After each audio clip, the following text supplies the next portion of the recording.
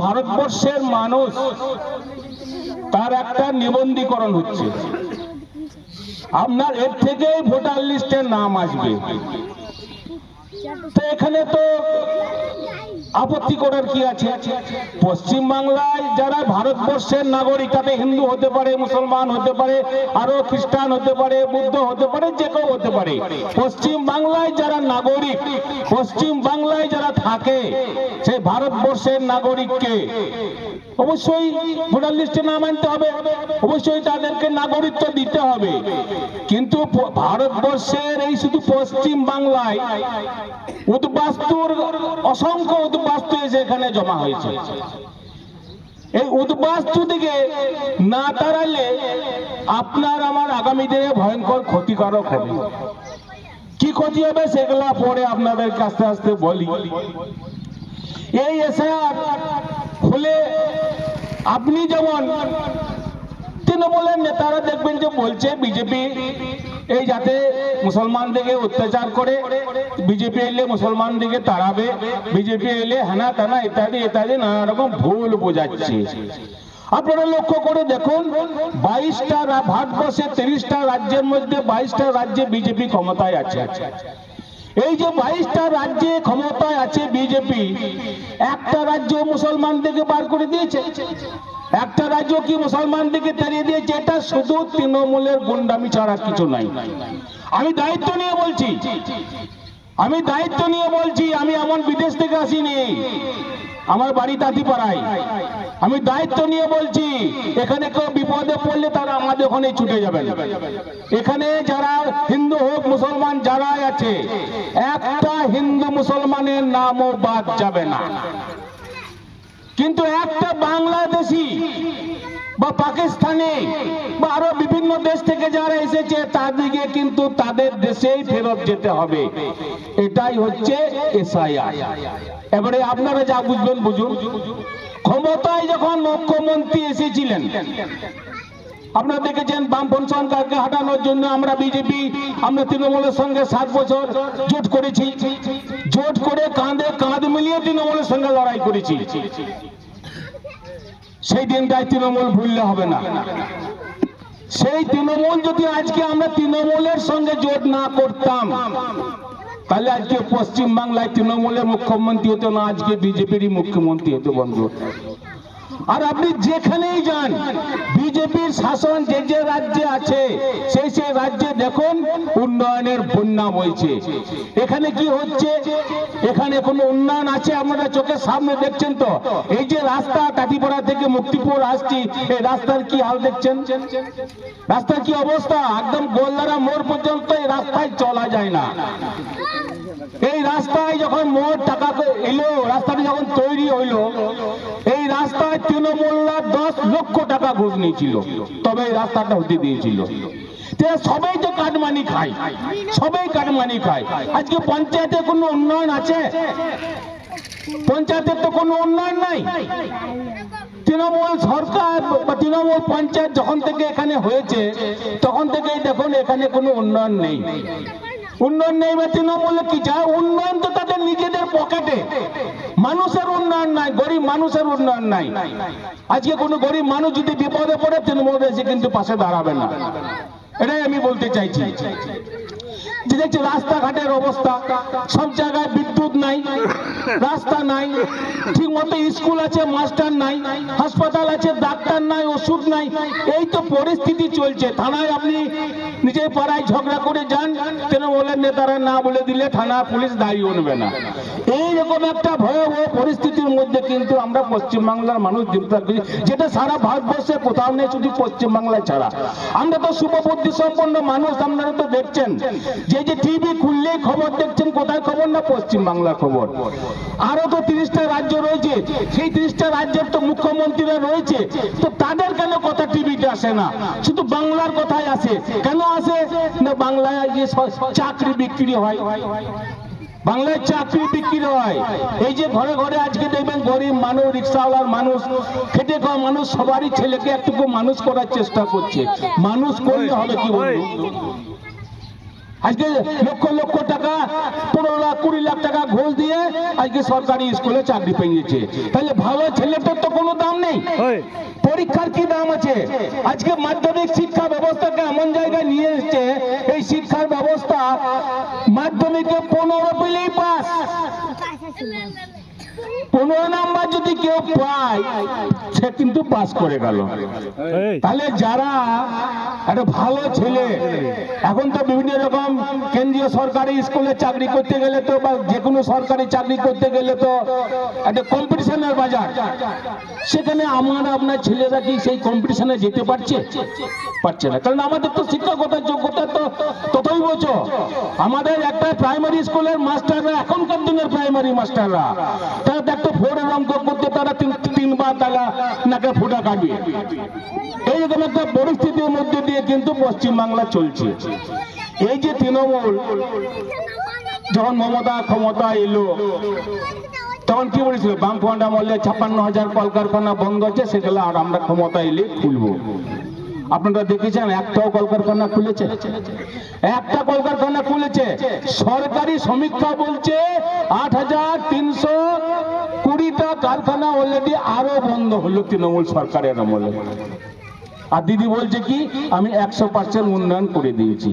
উন্নয়ন কি সেটা তো আপনারা ফল ভোগ করছেন। আজকে উন্নয়ন বলে কোনো জিনিস আছে? আজকে উন্নয়ন বলে কিছু নেই। আর সমস্ত যত উন্নয়ন তৃণমূলদের পকেটে। আপনি দেখবেন তৃণমূলরা বলে 100 দিনের টাকা মোদি বন্ধ করে দিয়েছে। আমরা বলি টাকা বন্ধ করেছে, বেশ করেছে, ঠিক করেছে। প্রকৃত টাকা গরিব মানুষ কাজ পায়, গরিব মানুষরা তো কাজ পায় না। আপনি আপনার ছেলেকে বাজারে 200 টাকা দিয়ে বাজার করতে পাঠালেন, এই 1 কেজি মূল্য আনবি, 1 কেজি আলু আনবি, পেঁয়াজ আনবি, আনাতানা ইত্যাদি। আপনার ছেলেটাকে জিজ্ঞেস করবেন না, আরে 200 টাকা নিয়ে গেলি, এই মাল নিয়ে আলি, কত টাকা ফিরলো? ছেলে তো চাইবেই যে আমি 10 টাকা রাখি, আমার হাত খরচা হবে। তো ছেলেটাকে তো বাবাকে কৈফিয়ত দিতে হবে। তো সেই রকম হাজার হাজার কোটি টাকা 100 দিনের কাজের টাকা যে দেয় মোদী সরকার, সে তো বলবে আমাকে হিসাব দাও। তো তোমার হিসাব দিতে আপত্তি কোথায় ভাই? তোমার হিসাব দিতে আপত্তি কোথায়? তুমি তো লুটপাট করার জন্য তোমাকে পশ্চিমবাংলার মানুষ তোমাকে তো বসাই নাই। তুমি তো কাজ করো, মানুষকে কাজ দেওয়ার জন্যই তোমাকে বসিয়েছে। তাহলে তুমি কাজ করো, হিসাব দিয়ে দাও, আবার টাকা লাও, আবার কাজ করো, আবার হিসাব দাও, আবার টাকা লাও। এই পরিস্থিতি সারা ভারতবর্ষে চলছে, পশ্চিমবাংলায় ব্যতিক্রম। আমরা বলছি কাজে নাই, পকেটে আছি, আমরা পকেটবাজি করব। আমরা দেখতে পাচ্ছি এই এলাকার গোটা রাজনগর ব্লক চষে বেড়াই। গোটা রাজনগর ব্লকে এই বিজেপি করার বয়স তো আমার একদিন হয় নাই। আমরা নাই করে আমার 45টা বছর হয়ে গেল বিজেপি করা। আমরা এই বিজেপি করার সুবোধে আর এই ভাষণ দেওয়ার সুবোধে আমি গোটা সিউড়ি বিধানসভা থেকে দুর্গাপুর বিধানসভা সমস্ত জায়গায় যাই। তো আমি দেখি যে রাস্তাঘাট আর এই মানুষের কি হাহাকার, মানুষের হাহাকারের শেষ নাই। আগামী দিন যাতে পশ্চিম বাংলায় 2026-এ যে ভোট আসছে, এই ভোট খুব মূল্যবান ভোট। এই ভোট হচ্ছে যে ধর্মযুদ্ধ যাকে বলে, ধর্মযুদ্ধ, ধর্মের সঙ্গে অধর্মের লড়াই। আমরা ধর্মযুদ্ধ করছি আর মমতা করছে অধর্মযুদ্ধ। এসআইআর করতে দেবো না। আপনারা টিভি দেখছেন তো, যারা শুভবুদ্ধি সম্পন্ন মানুষ, গণতান্ত্রিক দেশ, এই দেশে ভোটে জিতে প্রধান আর ভোটে জিতে প্রধানমন্ত্রী। আপনাদেরকে সকলেই ভাবতে হবে এই নিয়ম যুগ যুগ ধরে চলছে, যুগ যুগ ধরে চলবে। আপনার ছেলেরাও এই নিয়মই বাস করবে। তাহলে আপনাকে খবর দেখতে হবে, টিভি দেখতে হবে, মোবাইল দেখতে হবে। এখন তো ঘরে ঘরে মোবাইল, ঘরে ঘরে টিভি, তো কোনো এখন অসুবিধা নেই। কি দেখছেন আপনারা? দেখছেন এই যে এসআইআর কি দেখছেন? বলছে যে 85 লক্ষ মানুষের বাবার নাম ভুল।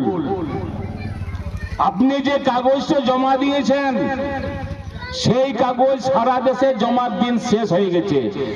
হিসাব করে দেখছে নির্বাচন কমিশন, বলছে 85 লক্ষ বাবার নামের সঙ্গে মিল হচ্ছে না। মানে আগের যে বাবার নামটা ছিল সেই বাবার নামে মিল হচ্ছে না। 40 লক্ষ বাবা আর মায়ের নামে মিল ওই ম্যাচ খেলছে না। 85 লক্ষ বাবার নামে মিল নাই, 40 লাখ মা বাবার সঙ্গে ম্যাচ নাই। আরো খবর শুনুন, 10 বছরে কি বাবা হওয়া যায় গো? 10 বছরে বাবা হয়ে যায়? কি বলছেন আপনারা? 16 লক্ষ 16 লাখ 10 বছরের ছেলে তার আজকে ছেলের বাপ। 15 বছরের ছেলে সে আজকে বিয়ে হয়ে গেছে। 3,95,000। ভাবতে পারছেন কিভাবে ভোটার লিস্ট পশ্চিম বাংলায় সরকার তৈরি করেছে? এইদিকে দেখুন, এরা বলে কি জানেন তো? এরা বলে যে নির্বাচন কমিশন তো কেন্দ্রীয় সরকার আন্ডারে, কেন্দ্রীয় সরকার আন্ডারে তো নির্বাচন কমিশন, সেটা তো আমিও মানি। তো আমরা তো অত গাধা নয়, নির্বাচন কমিশনের কাজ তো কারা করে? এই যে ঘরে আপনার যে ফর্মটা নিয়ে গেল আর দিয়ে গেল, কোন দেশের লোক এসেছিল গো? সে রাজ্য সরকারের দিদি লোক এসেছিল। কোন স্কুলের মাস্টার, কোন অঙ্গনারী দিদি, কোন হাই স্কুলের মাস্টার, কোন বিডিও বিশেষ স্টাফ। এই তো এরা তো তৃণমূলেরই লোক, এরাই তো ভোটার লিস্ট তৈরি করছে। আজকে বলছে নির্বাচন কমিশনই তো ঠিক করেছে। এবারে নির্বাচন কমিশন ঠিক করে দেবে ব্যবস্থা, সব ব্যবস্থা ঠিক করে দেবে। এবারে 2026 সালে আরো খবর শুনুন, গতবার বিধানসভায়, এই শিউরি বিধানসভায় আমাদের বিজেপি প্রার্থী হেরেছিল 7,000 ভোটে।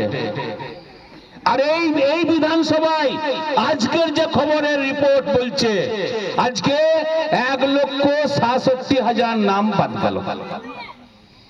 আমরা হেরেছি 7,00,000 ভোটে, আর নাম বাদ গেছে 1,67,000 নাম বাদ গেল। বুঝতে পারছেন তৃণমূল কেন বারবার জিতবে না? তৃণমূলতে অক্ষয় অমর হয়ে যাবে যদি এইভাবে ভোটার লিস্ট থাকে। এইভাবে যদি ভোটার লিস্ট চলতে থাকে, তৃণমূলকে সারা জীবন কেউ হারাইতে পারবে না। আর ওরা এক একটা টাটা বিল্লা হয়ে যাবে এইভাবে সরকারি পয়সা লুটপাট করে। তাই আপনাদেরকে ভাবতে হবে, আগামী যে দিন আসছে সেই দিন আপনাকেই নির্ধারণ করতে হবে যে আমরা কাকে ভোট দেবো, কে আমাদের উন্নয়ন করবে। আপনারা ভাবেন না সারা ভারতবর্ষে 1028টা রাজনৈতিক দল আছে, এখানে বিজেপি একা নাই, তৃণমূল একা নাই। আপনাকে নির্ধারণ করতে হবে যে আমি কাকে ভোট দিয়ে, যাতে একে আমি দাঁড় করালে, একে ভোট দিয়ে জেতালে আমাদের উন্নয়ন হবে। আপনাকে নিজেকে ঠিক করতে হবে। এখন দেখছেন বামফ্রন্টকে তো হাঁটিয়েছে। এখানকার বামফ্রন্ট বলে আছে কিছু? বামফ্রন্ট দেখুন এখন 50 বছর ক্ষমতায় আসবে না। কংগ্রেস তো জীবনে আসবে না। মোদীজি তো বলেছে কংগ্রেস মুক্ত ভারত চাই, কংগ্রেস মুক্ত ভারত হয়ে গেছে। কিন্তু পশ্চিম বাংলায় বামফ্রন্ট আর কোনোদিন ক্ষমতায় আসবে না। কেন আসবে না? পশ্চিম বাংলার নেতৃত্বে ঠিক আছে, পশ্চিম বাংলার নেতৃত্বে ঠিক নাই। পশ্চিম বাংলায় এত মানুষ অনাহারে মরছে, এখানে এত মানুষ, এই যে এসআরে এত বিভস্ত কাণ্ড চলছে, এই যে এখানে কোনো কাজ নাই, কর্মসংস্থান নাই, কোনো কলকারখানা নাই, বামফ্রন্টের কোনো মিছিল আছে, কোনো প্রতিবাদ আছে, কোনো কিচ্ছু নেই। গাজায় মানুষ মরছে বোম বারুদের দিয়ে। সিপিএম মিছিল করছে, গাজায় কেন মানুষ মরছে? নিজের দেশে হাজার হাজার মানুষ মরছে প্রতিদিন, সিপিএম এর দাঁড়াবার ক্ষমতা নাই, ও গাজার কথা বলছে। আজকে ফুলবাড়ি জম্মু কাশ্মীরে এই যে 26 জনকে যে তারা কি জাতি দেখে দেখে যারা হত্যা করলো, তাদের মাথা ব্যথা নাই, তৃণমূলের মাথা ব্যথা নাই। হিন্দুদের জন্য লড়াই করছে একমাত্র বিজেপি। তাহলে আমরা কোনো মুসলমানকে তাহলে আমরা কোনোদিন ঘৃণার চোখে দেখি না। আমরা হিন্দু মুসলমান একসাথে বাস করতে চাই, আমরা হিন্দু মুসলমান নিয়ে চলতে চাই। হিন্দু আমাদের এই দেশের নাগরিক, আমরা এই দেশের নাগরিক। কিন্তু কারা বলছে যদি এই দেশে পঞ্চায়েতি ব্যবস্থা নেই, এই দেশে যদি ভারতবর্ষের মাটিতে সমস্ত সুযোগ সুবিধা নিয়ে তারা যদি পাকিস্তান জিন্দাবাদ বলে, আমরা সেই মুসলমানকে বিশ্বাস করি না, আমরা সেই মুসলমানকে দেশে রাখতে চাই না, আমরা সেই মুসলমানকে এখান থেকে তাড়তে চাই বন্ধু। আর যারা আমাদের সঙ্গে কাঁধে কাঁধ মিলিয়ে আমাদের সুখে সুখী হবে, আমাদের দুঃখে দুঃখী হবে, আমরা সেই মুসলমান ভাইদের বিপদে আপদে আমরা ঝাঁপিয়ে পড়বো। আমরা সেই মুসলমান বন্ধু, আমাদের বন্ধু তারা। কিন্তু যারা আসছে দেখলেন বাংলাদেশ বাংলাদেশে কি ঘটলো? বাংলাদেশে কি ঘটলো? বাংলাদেশে কয়েক লক্ষ হিন্দুকে সেখান থেকে তেড়ে মেরে বাড়িয়ে বাই করে দিল। আপনাদের 4000 মন্দিরকে ভেঙে গুড়িয়ে দিল একদম। এখানকার ভারতবর্ষের মুসলমানদের একটা মিছিল ছিল, যেখানে তা করবে ভাই, তারা হাসাহাসি করেছে, তারা হাসাহাসি করেছে, বেশ করেছে। এটা কিন্তু ঠিক নয়। আপনাকে দেখতে হবে ভারতবর্ষের ইতিহাস কি। মোহাম্মদ আলী জিন্নাহ ধর্মের ভিত্তিতে দেশ ভাগ করেছিল, ধর্মের ভিত্তিতে দেশ ভাগ হয়েছিল। ওই মোহাম্মদ আলী জিন্নাহ আর জওহরলাল নেহরু বসে থেকে যে দেশ ভাগের কথা হয়েছিল, তখন 8 লক্ষ মুসলমান এই ভারতবর্ষে থেকে গিয়েছিল। তো তখন জিন্নাহ বলেছিল যে এই 8 লক্ষ মুসলমান যে দেশে থেকে গেল, এদিকে নিয়ে ব্যবস্থা করুন। ওই জিন্নাহই বলেছিল ওই 8 লক্ষ মুসলমানকে কেটে ফেলে দেন গা। এই তো মুসলমান ভাইদের দরদ ভাই। তারা পাকিস্তান জিন্দাবাদ বলছে, তারা বলে পাকিস্তান জিন্দাবাদ। ইতিহাস জানতে হবে, ইতিহাসকে বুঝতে হবে, দেশকে খবর রাখতে হবে, দেশের সংস্কৃতি জানতে হবে, দেশের সনাতনীদের সঙ্গে থাকতে হবে, দেশের সনাতনীদের সঙ্গে মিশতে হবে। আমি আরো আপনাদেরকে বলতে চাই, তৃণমূল সরকার এই যে লক্ষ্মী ভান্ডার দিচ্ছে 1000 টাকা, 1000 টাকা লক্ষ্মী ভান্ডার। এই লক্ষ্মী ভান্ডারের জন্য কি আপনার ছেলে মেয়েদেরকে বিক্রি করে দেবেন? আজ একটা কলকারখানা এলে আপনার ছেলে মেয়েরা কাজ করে খেত, আর 1000 টাকায় আপনি ভুলে যাবেন? ভাবতে হবে। তাই যদি আপনি তাই ভুলে যান, বিজেপি সরকার ক্ষমতা এলে আমরা 3000 টাকা লক্ষ্মী ভান্ডার দেবো, 3000 টাকা দেবো। তৃণমূল সরকার ঘরের জন্য 1,20,000 দেয়। বিজেপি সরকার ক্ষমতা এলে 3 লক্ষ টাকা দেবে বাড়ি করার জন্য। আমাদের শুভেন্দু প্রতিদিন ঘোষণা করছে, আপনারা টিভিতে শুনছেন না? তাই শুনুন, আগামী দিন বদলের দিন, আগামী দিন বদলাতে হবে। এইরকম চোরের সরকার রাখা যাবে না, চোরের সরকার চলবে না। চোরের সরকারকে পরিবর্তন করতে হবে, বাংলায় সুপ্রতিষ্ঠা করতে হবে, বাংলায় যাতে শান্তি ফিরে আসে, বাংলায় যাতে স্বচ্ছ ভোট হয়, বাংলায় যাতে বেকার ছেলে মেয়েরা চাকরি পায়, বেকার যাতে স্বচ্ছভাবে চাকরি হয়, পরীক্ষা হয়, পরীক্ষার মাধ্যমে চাকরি পায়। এই সমস্ত জিনিস আপনাদেরকে ভাবতে হবে। এই বলে সকলকে জাতীয়তাবাদী অভিনন্দন জানিয়ে আমার এই সামান্য বক্তব্য